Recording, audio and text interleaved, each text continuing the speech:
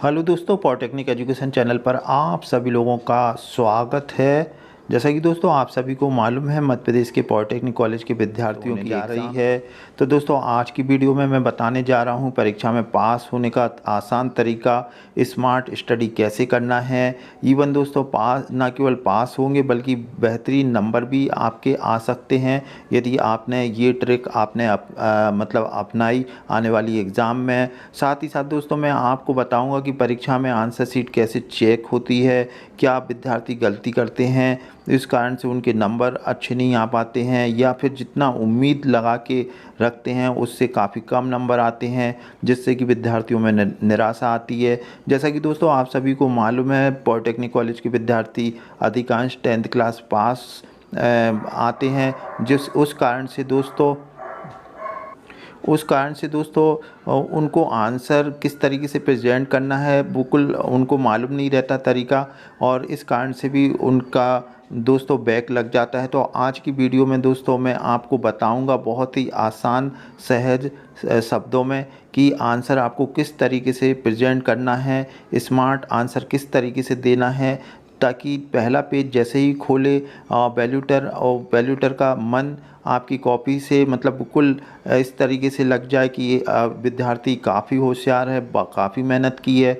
और जब परसेप्शन पहले पेज से बन जाता है दोस्तों, तो ये मान के चलिए कि आपने 5वें 6वें पेज पे थोड़ा आसपास भी लिखा है तो वैल्यूटर आपको जहाँ पे 1 नंबर मिलना होगा वहाँ पे आपको 3 नंबर 4 नंबर दे देगा।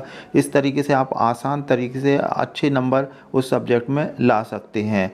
तो चलिए दोस्तों वीडियो हम शुरू करते हैं। सबसे पहले आपको क्या करना है, तो दोस्तों अभी काफ़ी टाइम है, 24 जून से आपकी एग्ज़ाम है, तो आप एक काम ज़रूर कर सकते हैं। जैसा कि मैं हर एक वीडियो में बताता हूं कि आप डायग्राम की काफ़ी अच्छे से प्रैक्टिस कर लें। जितना सुंदर डायग्राम बनाएंगे ये मान के चलिए दोस्तों आपकी आंसर शीट अन्य बच्चों से बिल्कुल अलग हट के दिखेगी।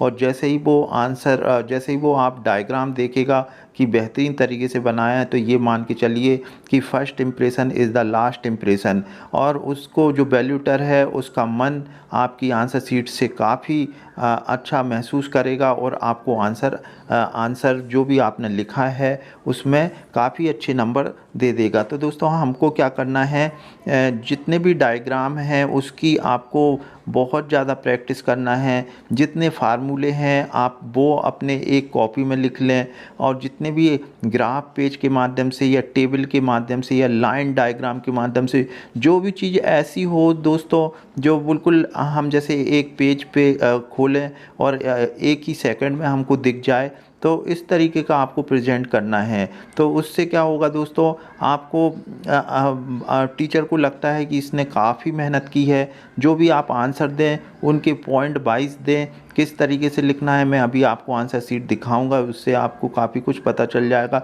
कितना लिखना है आपको ये भी मैं आपको बताऊंगा। तो सबसे पहले दोस्तों हम चलते हैं कि ये जैसे ही आपको पेपर मिलता है तो आपको क्या करना है। देखिए दोस्तों, सबसे पहले आपको पेपर मिलेगा, जैसे पेपर मिलेगा तो आपको शांतिपूर्वक पूरा क्वेश्चन पेपर आपको पढ़ना है। भले आपको पहला क्वेश्चन बन रहा है या नहीं बन रहा है, आप पहले शांतिपूर्वक 5 मिनट बहुत ही शांतिपूर्वक पूरा पेज 4 पेज अगर क्वेश्चन पेपर में हैं या 5 हैं, तो आप पहले इसको आराम से इसको रीड करें। और रीड करने के बाद आपको पता चल जाएगा दोस्तों कि कौन सा क्वेश्चन आप बहुत बेहतर तरीके से कर सकते हैं। तो दोस्तों आपको बेहतर तरीके से करने का मतलब ये है कि जिसमें डायग्राम हो उसे आप फर्स्ट पेज पे बनाएं। अब यहाँ दोस्तों एक और सवाल ये है कि जो भी आप क्वेश्चन अटेम्प्ट करते, जैसे मान लो यहाँ पे 2 क्वेश्चन नंबर 1 का ए और यहाँ पे बी क्वेश्चन दिए हैं, तो दोस्तों अगर आपको ए भी बन रहे हैं तो आपको अलग अलग नहीं करना है। क्वेश्चन नंबर ए के बाद क्वेश्चन नंबर बी लिखना है, और क्वेश्चन आप ज़रूर लिखें हर एक का क्वेश्चन नंबर 1, और इसे आप अंडरलाइन भी कर सकते हैं। जैसे मान लो ये क्वेश्चन नंबर 1 और इसमें ये पोर्शन है तो आप ये इसको लिख दें और इस तरीके से कर दें ताकि वैल्यूटर को पता चल सके कि ये क्वेश्चन नंबर ए का है। बहुत से विद्यार्थी क्वेश्चन नंबर नहीं लिखते हैं। क्वेश्चन नंबर अब इसका बी पोर्शन है तो आप क्वेश्चन नंबर 1 लिख के बी लिखें, क्योंकि ये जो मार्किंग करते हैं तब ये आसान हो जाता है कि क्वेश्चन नंबर 1 ए में कितना नंबर देना, क्वेश्चन नंबर 1 बी में कितना देना है। तो इस तरीके से आप इसमें मार्किंग करें। अब दोस्तों आपने एक बार जब क्वेश्चन पढ़ लिया, अब सपोज करो कि आप उसमें डायग्राम नाम की कोई चीज़ ही नहीं है, तो दोस्तों आप आंसर जैसे भी आप दें तो उसमें आपको क्या करना है, आंसर में जो भी पॉइंट है, पहला पॉइंट, दूसरा पॉइंट, तीसरा पॉइंट, उसको पहले पॉइंट को भी आप अंडरलाइन कर दें ताकि टीचर को पता चल सके कि हाँ भाई इसमें ये वाला ये पॉइंट है। तो बस सिर्फ पॉइंट देख के वो आपको नंबर दे देगा, क्योंकि उसे पता चल जाएगी कि आपने बिल्कुल राइट लिखा है। अब चलिए दोस्तों हम देख लेते हैं कि इस तरीके से, और जितने क्वेश्चन आपको अटेम्प्ट करना है उससे ज़्यादा आप ना करें, क्योंकि वो वैल्यूटर को पता चल जाता है। यहाँ पे जैसे दोस्तों को attempt all 5 question internal choice दे रखी है इसमें, तो आप 5 से ज़्यादा क्वेश्चन ना करें, क्योंकि जैसे ही आप 5 से 6वां क्वेश्चन करेंगे तो वैल्यूटर जब मार्किंग करता है तो उसको पता चल जाता है कि ये इन्होंने क्वेश्चन ज़्यादा किए हैं, तो उससे भी आपका बैड इम्प्रेशन पड़ता है। तो अब चलिए दोस्तों अब हम देख लेते हैं कि बच्चे किस तरीके से आंसर शीट को रिप्रेजेंट करते हैं, फिर मैं आपको बताऊंगा आपको किस तरीके से कितने पेज में आपको आंसर लिखना है। तो देखिए दोस्तों एक क्वेश्चन है, क्वेश्चन नंबर 6, ये मैकेनिकल का है, सेंट्रीफ्यूगल पंप। अब यहाँ विद्यार्थी ने एक पेज लिखा है और यहाँ ये डायग्राम बनाया है। अगर आप देखें डायग्राम काफ़ी सुंदर बनाया है और डायग्राम का जो नोमेनक्लेचर है वो भी लिखा है। एक पेज पे इसने पूरा डायग्राम बनाया है, आप देखें। लेकिन दोस्तों ये 10 नंबर का जैसे क्वेश्चन है, इसने डायग्राम बनाया और ये एक पेज लिखा। अब इसको 10 में से करीब 6 नंबर मिलेंगे। यदि दोस्तों ये इसने क्या कमी करी, इसने 10 नंबर का जब क्वेश्चन है तो कम से कम एटलीस्ट आप 2 पेज लिखें। अब इसमें इसको क्या करना था कि ये जो इसके आप केंद्रीय ये सेंट्रीफ्यूगल पंप है, इसके मेन पॉइंट इसको लिखना था। जैसे मान लो ये डिलीवरी पाइप है, डिलीवरी पाइप है, अब सक्शन वाल्व है, डिलीवरी वाल्व है, इम्पेलर है, आई है, सक्शन वाल्व, फिर इसमें नीचे जो है फुट वाल्व है। तो ये सारे पॉइंट इसको पहले यहाँ लिखना था और फिर किस तरीके से कंस्ट्रक्शन है, फिर इसके बाद ये एक पेज और लिख सकता था। या फिर आप डायग्राम अच्छे से बना लें और फिर इसको आप किसी भी तरीके से थोड़ा सा घुमा के अगर लिखते भी हैं तो भी दोस्तों आपको मिल जाएंगे। तो आपको 10 नंबर में कम से कम 2 पेज तो आप लिखें दोस्तों, किसी भी तरीके से। लिखने का तरीका मैंने आपको बता दिया है, आप उसको किसी भी तरीके से लिख सकते हैं। अब जैसे यहाँ पे डिलीवरी पाइप है वो पंप से जुड़ा होता है, अब इसको किसी तरीके से भी लिख सकते हैं आप कि ऊपर डिलीवरी पाइप होता है, नीचे पंप के सक्शन पाइप होता है। आप ये तमाम चीज़ें हैं घुमा फिरा के लिखेंगे, लेकिन दोस्तों ये जो पॉइंट हैं वो आपको लिखना है। फिर इसने ये लिखा है। अब इसी तरीके से दूसरा इसने जो डायग्राम बनाया है, इस कारण से दोस्तों ये इसका पेपर इतना अच्छा करने के बाद भी ये ज़्यादा क्वेश्चन अटेम्प्ट नहीं किए, तो उसके कारण भी इसको इतने ज़्यादा नंबर नहीं मिले। अब दूसरा क्वेश्चन ये इसने किया है, ये इसका डायग्राम बनाया लेकिन ये थोड़ा सा गलत बना दिया। अब इसमें देखें दोस्तों ये भी 10 नंबर का है, इसने एक पेज लिखा। इसको भी ये चाहता तो 2 पेज में इसे कर देता। यहाँ पर इसने जो लिखा है मैं इसकी पॉइंट वाइज लिखना है, तो देखें ये एक पॉइंट लिखा, फिर बांध लिखा। तो इसी तरीके से आप कोई भी जैसे मशीन है उसके मेन पॉइंट लिख दें, फिर उसके बारे में लिख दें, फिर वर्किंग लिखें।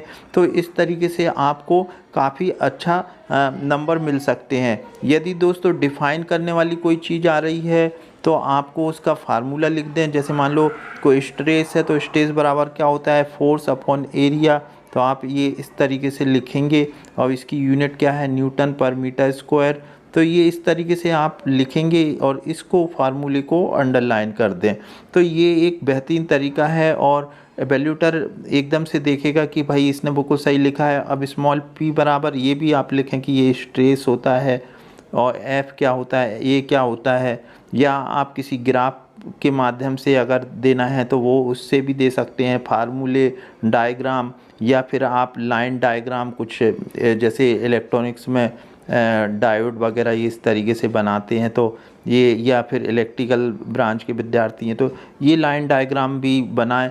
तो इससे एक अलग इम्प्रेशन पड़ता है। तो दोस्तों ये इस तरीके से आप रिप्रेजेंट करें, क्वेश्चन नंबर आप ज़रूर लिखें जैसे इसने लिखा हुआ है, लेकिन इसने पूरे क्वेश्चन अटेम्प्ट नहीं किए और जो आंसर लिखना था 1 पेज की 2 पेज की जगह 1 पेज लिखा, तो इसलिए इसके थोड़े से नंबर कम हो जाते हैं। जितनी उम्मीद लगा के बैठते हैं कभी कभी उतना नहीं आता है। तो दोस्तों ये सारी चीज़ें अगर आप देख लेंगे और अगर आप बोलें कि 2 पेज सर बोल रहे हैं हमसे बनेगा नहीं, तो आपको 2 पेज में दोस्तों कुछ नहीं, आपको वही चीज़ घुमा फिरा के लिखना है ताकि आपके 2 पेज हो जाए। इसमें कोई ऐसा बड़ा भारी नहीं है, किसी भी चीज़ को, ये जो डायग्राम है इसको लिखने का प्रेजेंटेशन आपको आना चाहिए।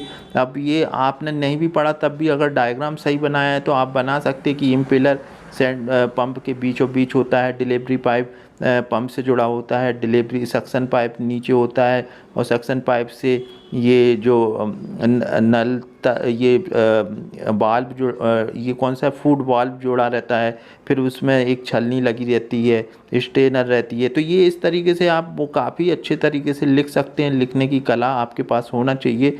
तो इस तरीके से आप आंसर देंगे तो दोस्तों आपको उम्मीद है अच्छे नंबर मिलेंगे। उम्मीद है दोस्तों वीडियो आपको अच्छा लगा होगा। यदि वीडियो पसंद आया तो अपने दोस्तों के साथ ज़रूर शेयर करें और वीडियो देखने के लिए थैंक यू।